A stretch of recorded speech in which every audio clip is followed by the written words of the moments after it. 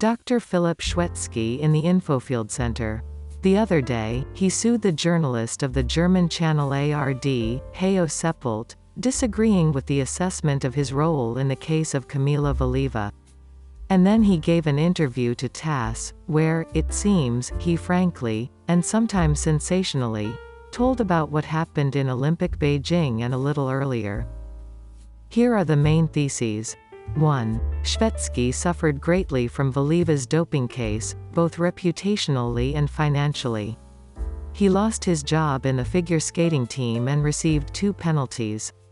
If I were a Philistine, with the information background that has developed, I would also think about Shvetsky. And this trail stretches behind me. I received 2 penalties, followed by dismissal and deprivation of incentives. Today any of my appearance on the ice is inflated in the media.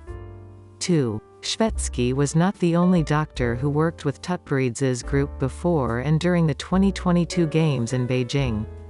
All the drugs that Valieva took were repeatedly rechecked. Shvetsky has no explanation of where trimetazidine came from. There were coaches with Camila, 3 doctors, 2 at the rink and I as the team doctor. She was always in touch, asking what was possible, what was not.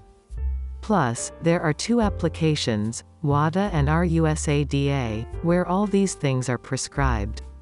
Everything she took inside, and this is the minimum amount of safe drugs and dietary supplements, biologically active additives, was tested many times.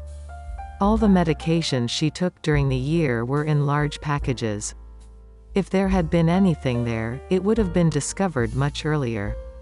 Therefore, I exclude this possibility by 99%, although, of course, 1% always remains. 3. Shvetsky, despite the official status of the group's doctor, did not agree with what drugs and supplements Valieva took in preparation for the Olympics. The doctor believed that she could get all the substances necessary for the body from food. Camila drank L-carnitine, hypoxine, but there are no studies on them either. For me, this is just an extra chemical load on the body. 4. Shvetsky testified in the Valieva case not only to RUSADA, but also to the Ministry of Internal Affairs. Why is this important? We will tell you a little below. I was interviewed by representatives of the Ministry of Internal Affairs. There are relevant documents. I even applied to take a lie detector test, and hopefully it will happen soon. I was in RUSADA. 5. At the hearings in Beijing, Valieva's side presented a version that the banned trimetazidine got into her body after the athlete used the same dishes with her grandfather, who took the medicine for medical reasons. Shvetsky claims that this version is just the first thing that came to mind. An urgent fact was needed. How could it even get into her body? It was clear, the hit was accidental. We talked with the Institute of Pharmacology. It takes from 24 to 72 hours, no more, to completely eliminate this dosage. Therefore, yes, this is the first thing that could come to our mind. Perhaps this is just an unfortunate formulation, but in fact the doctor wanted to say something slightly different. We needed to quickly understand how the substance got into the body, and the first thing we thought about was grandfather. But as it is said, so it is said. This interview is the case when after reading there are even more questions than there were before. Here are the most basic. 1. Who was responsible for the medical support of the Tutberidze group and the Russian figure skating team in the Olympic season? Shvetsky speaks about 3 doctors, 2 of whom were at the rink. That is, obviously, they worked with athletes more closely than Shvetsky himself as a doctor of the national team. Who are these people? Why do their surnames still not sound, and they themselves, unlike the same Shvetsky, have never been in the frame for the whole season? 2. Judging by the words of Shvetsky, the decisive word, what drugs Valieva should take, was not for him. Then for whom? So, Shvetsky was against taking L-carnitine and hypoxine. They are allowed, but the doctor considered them useless in the absence of qualitative research. It seems that he is right. For example, hypoxin is an antihypoxic agent synthesized in the USSR in the late 1970s. It was used mainly by climbers and people working in conditions of extreme hypoxia. There are no studies on his admission to figure skating. Who decided that 15-year-old Valieva would take these drugs? If not the team Dr. Shvetsky, then who compiled the list of recommended medicines and subsequently made sure that the prescriptions were followed? And if Valieva was prescribed, most likely, a useless Soviet-era drug, then where is the guarantee that someone did not prescribe trimetazidine to her in the same way? 3. Shvetsky says that after returning from Beijing, he testified not only to RUSADA, but also to the Ministry of Internal Affairs. The Ministry of Internal Affairs would definitely not investigate a doping case, even the most high-profile one of the year.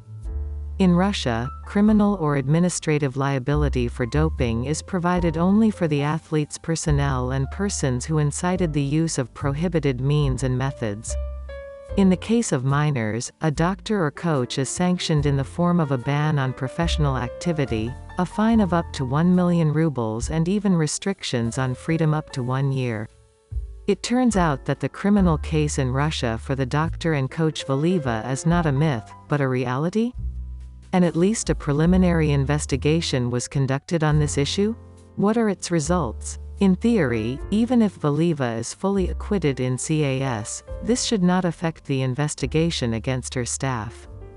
4. Eteri Tutberidze a few years ago in an interview with Vladimir Posner said that in the absence of an option to dig through, she has to look for a replacement for the banned meldonium, because they still need to be given some vitamins that will help to recover from fatigue. How does this fit in with the views of Shvetsky, who is against not only droppers, by the way, they are banned by WADA, but even dietary supplements and permitted restorative drugs? Why did Tutberidze invite this particular doctor to her group, and it was after the interview at the first one? What alternative for restoration was proposed by Shvetsky? 5. The main quote from Shvetsky about the version of how trimetazidine got into Valieva's body through a shared glass with her grandfather, this is the first thing that could come to our mind. With these words, the doctor actually exposes the entire defense on which Valieva's case was built. Once again, maybe this is an unfortunate wording, but will the CAS arbitrators definitely take this into account? Hearings at the Court of Arbitration for Sport in Lausanne are ahead. They will take place at the end of September. At the first hearing of the case in Beijing, Camila's mother claimed that the athlete's grandfather was taking trimetazidine after heart surgery. Moreover, the grandfather himself sent a video from the car in which he drove Valieva to training, with a package of trimetazidine. Did Shvetsky, as a key witness, have the right to comment on Valieva's case before the verdict was delivered? Why does the doctor disavow the version on which his client's defense is based? Will these words be read in CAS? Strange if not. Or, perhaps, the version with the grandfather was abandoned a long time ago, and now Valieva explains the hit of trimetazidine differently? But then how will they react to such a discrepancy of versions in Lausanne? We will find out the answers to them in any case.